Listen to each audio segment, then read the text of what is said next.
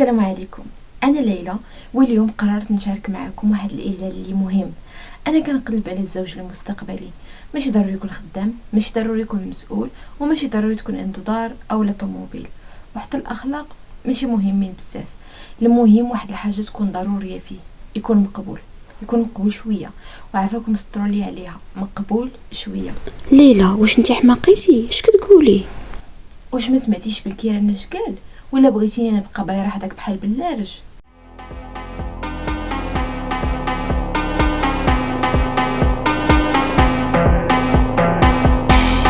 عبد الإله بن كيران رئيس حكومة سابق وقيادي في حزب العدالة والتنمية، شخصية معروفة بخطاباتها المباشرة والعفوية، واللي مرات كتحول لجدل كبير.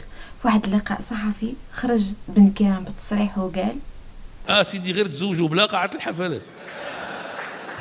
بالمناسبة إلا تسمعتيوا ليا الآباء شجعوا بناتكم على الزواج. اللي جاو كان مقبول شوية توكلوا على الله، فهمتي؟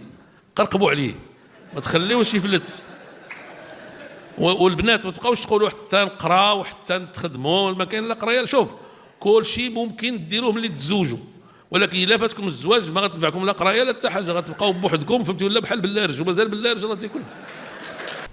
هاد التصريح هذا راه عنده فيه الحق، حيت كيهضر من منطلق تقليدي وكيربط استقرار المرأة بالزواج. ومن جهة أخرى كاينة حقيقة ما يمكنش نتجاهلوها: الواقع يتبدل.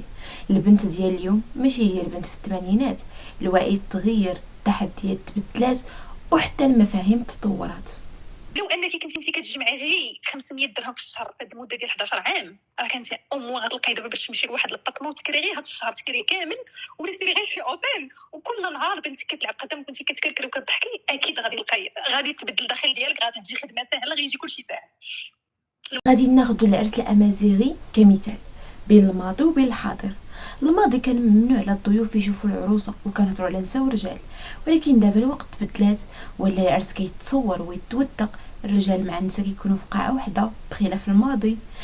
كاينه مقوله ماثوره ويقال انها تقالت في زمان الصحابه: لا تربوا ابناءكم على عاداتكم فانهم خلقوا لزمان غير زمانكم. بمعنى إلا كان الزواج حاجة أساسية للتعليم في الثمانينات، الوضع تبدل وولات القراية وتكوين الذات والاستقرار المادي هما الأساس. ويقدر ما تتفقوش معايا، الزواج كان الحل، ولكن الواقع الحالي كيقول العكس. المرأة اللي ما عندهاش استقرار مادي قبل الزواج راه في خطر كبير من بعد الزواج، حتى لو وقعت المشاكل أو لو وقع الطلاق كيبقى الزوج هو اللي عنده الكلمة، هو الراجل، وهي كتكون ما عندها لا دخل لا استقلاليه ولا سند. خرجتوني نبات في الزنقه، وحق الله الا تنبيت ولادي في الزنقه، حلوا ما عليكم، تنبيت ولادي في الزنقه، كل ما كريت كون بيت ولا تنبيت ولادي في الزنقه، وما تلقاش ما نبلهم، حشوا ما عليكم. علاش تدخلوا الناس للدار؟ وعلاش الضيافين تدخلوا للدار؟ علاش اللي ما يمشي للسبيطار تيجي عندكم ويجلسوا بالشهر؟ علاش انا ما جبتكم؟ ياك اللحم اللي تدخنزني، ياك المغاربه الحرام، اللحم اللي تدخنزني هزوهم مالي. علاش انا وما خليناش جبت لكم شي كرش، جبت لكم شي حاجه، مشيت لكم اما فتح الدور وقال لكم راه بنتكم راه مشدوده، جبت لكم غلط واحد وما تزوجت واحد شماته. اسمحوا لي، هي غلط، تزوجت واحد شماته وما تبعتكمش وما فهمت لكمش، ولكن رحموني، راه ما لقيتش تحت، ياك انا اختكم، ولا راه اليوم راه غنحشم عليكم. واش واحد فيكم يتصل بيا، واش واحد فيكم يقول لي شي كلمه ويقول لي اختي جي بالمسامح كريم. اليوم في المغرب كنعيشوا تقريبا 800 حالة طلاق يوميا، أكثر من 290 ألف حالة طلاق في 2022 فقط. وهذا الشيء ماشي غير أرقام، راه مآسي حقيقية. المجتمع البارح واليوم كيشوف المطلقة بعين ناقصة، وحتى العائلة كتولي ما كتقبلهاش، وهنا فين كتولي الحرية المالية شرط من شروط الكرامة. في الاخر باش تسمع هضره وحدين ما كيسواوش، وتجي انا تقول لي شوهتيني لي يا بناتي، سير اختي باش ديري راسك، الا بغيتي تصوري هادشي سيري صوري في شي بلاصه اللي تكون ديالك. الدقه كتجي في واحد من العائله، وانا هاد الدقه في هذيك الاسره اللي ساكنه فيها جات فيا ساعه الكريدي. بالمرأة بناحيتها قبل الزواج في الشريعة الإسلامية ما كاين حتى شي نص كيمنع أن المرأة تكون مستقلة، تخدم، تأسس حياتها وتعيش. السيدة خديجة رضي الله عنها كانت تاجرة حرة ومستقلة ماديا، وهذه راه زوجة النبي صلى الله عليه وسلم. الإسلام عمره ما كان ضد طموح المرأة، بل بالعكس أعطاها الحق في التملك، العمل، التجارة وحتى التعليم. ما بدأ العدد يرتفع شيئا فشيئا إلى غاية أن وصلنا إلى 65 طالبة. ما ندرسوش قرآن فقط، يعني ندرس قرآن وأحكامه، يعني تطبيق نظري زائد تطبيقي. السؤال المطروح، واش خاص المرأة تصبر باش ما تسماش مطلقة؟ أكيد لا. الصبر اللي كيدمر النفس وكيخلي المرأة تحمل الظلم فقط باش تبقى زوجة راه ماشي صبر، راه خنوع. الصبر اللي كيدمر نفسية الأبناء واللي كيهرس ثقتهم بنفسهم، كيخلي الأمهات يربوا لنا أولاد عندهم عقد نفسية كيشكلوا خطر على نفسهم وعلى المجتمع، ماشي صبر، هذا ظلم. والإسلام كيرفض الظلم وما كاين حتى شي دليل كيقول أن المطلقة ناقصة. أنا شخصيا ما كنشجع لا الريد بيل ولا النسوية، أنا كنشوف الأمور من زاوية مختلفة.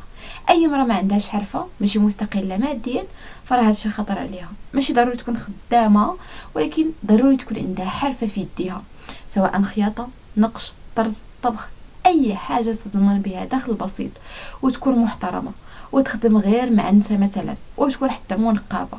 العيب الحقيقي هو تبقى بلا هدف، بلا تطوير وبلا محاولة، لأنه فاش كيجي الطلاق وكيجي عند آلاف النساء اللي ما كانوش بناو حياتهم قبل كيرجعوهم خطوات اللور. انا فعلا باقي لدابا وغنبقى نشجع على الطلاق، ولكن سيدي رضوان راه الشيطان كتعرف كيفرح بالتفريق ديال الناس. هو يفرح الشيطان في الحاجه اللي تافهه.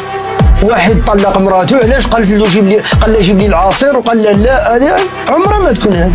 ولكن انا واحد تصيفط لي الرساله تقول لي راجلي مبلي بالشراب وكيسبني ويسب الدين ويسب لي والديا وكيضربني وما كينفقش على اولادو، غنقول له نوضي شطحي له.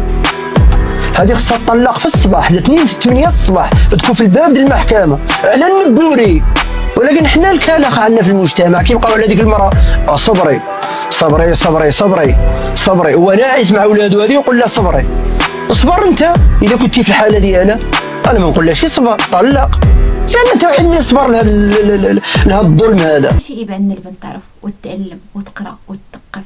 اليوم كاين امراض، كاينين اضطرابات بحال التوحد الخفيف، الصرع، التاخر العقلي، والام اللي ما كانتش قاريه وجاهله هاد الامراض هادو كتجهل كيفاش تتعامل وكتزين طين بله في بعض الحالات بسبب السلوكيات الخاطئه.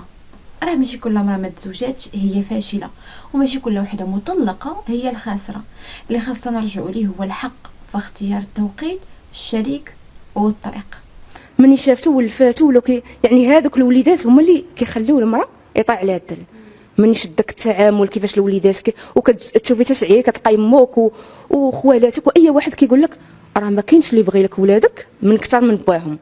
القرايه ماشي والو هي تكوني تابعه مكتفه وكتسناي اللي يعتقك. المراه القويه هي اللي كتعرف قيمه ذاتها قبل ما يسول فيها شي حد. وخا بالكران تكون نيتو النصيحه وتكون نيتو سليمه، الكلمات كتوزن وعندها تاثير كبير، والمستقبل ما خصوش يتبنى على الخوف بل الحريه. بور لانفيتاسيون وجيت باش نعطي واحد لو بري لواحد لا بيرسون اللي عزيزه عليكم. سمعوا هذا الشيء اللي غتقول مهم بزاف. في نظركم شكون غيكون؟ وي وي وي وي Alors le gagnant de la catégorie Ultimate Impact, oui mais pas, rien figuré en personne, et Ilias Maki. ولكن قبل ما نهضروا على الجائزة خلينا نذكركم بكلام المفكر المغربي الكبير المهدي المنجرة اللي قال: إذا أردت أن تهدم حضارة أمة فهناك 3 وسائل: هدم الأسرة، هدم التعليم، إسقاط القدوات. وقال في الشرح ديال هاد الشيء هذا: إلا بغيتي تهدم شي أسرة تريبها، غيب دور الأم وخليها تحشم تقول أنا ربة بيت. وإذا بغيتي تهرس التعليم، قلل من شأن المعلم حتى يحتقروه التلاميذ. وإذا بغيتي تسقط الأمة، شكك في العلماء والقدوات حتى بقى حتى واحد يقتدي بهم. وهنا نرجع اللي وقع البارح: تم تكريم مؤثر معروف بالصخب البوز الماضي السجني سب الشتم، ماشي بالفكر ولا بالقيم ولا بالإبداع. معكم إلياس ماركي، أستاذ في الإغواء. أنا عارف بزاف الناس ما غيفهموش هاد الإغواء. الإغواء هو، أنا غنبسط عليكم، هو البنت مني تشدها تصاحب معها كتملكها كاملة. الناس مقلقة، ولكن واش فعلا المفاجأة كبيرة؟ لا، حيت حنا عايشين في زمن ترند ماشي القيمة، زمن من يثير الجدل لا من يوقظ الوعي، زمن فيه التافه كياخد جوائز والمثقف كيتجاهل المجتمع. شلح استغفر الله عليك الماء. الشلح كيبقى شلح. الشلح راه مخو صغير، مخو جيعان. استغفر الله العظيم على وقت الفصل. لا ما ناضت لنا جميعا. فاش كنتي كتحلم بولدك يولي عالم، كان اللي كيسعى يولي ولده ترند ولو بشي لايف تافه، كاين اللي كيسعى ولده يولي ترند ولو بشي لايف تافه. اليوم نصنع التفاهة ونكرم التفاهة، نرفع من يستهزئ ونسكت على من يعلم.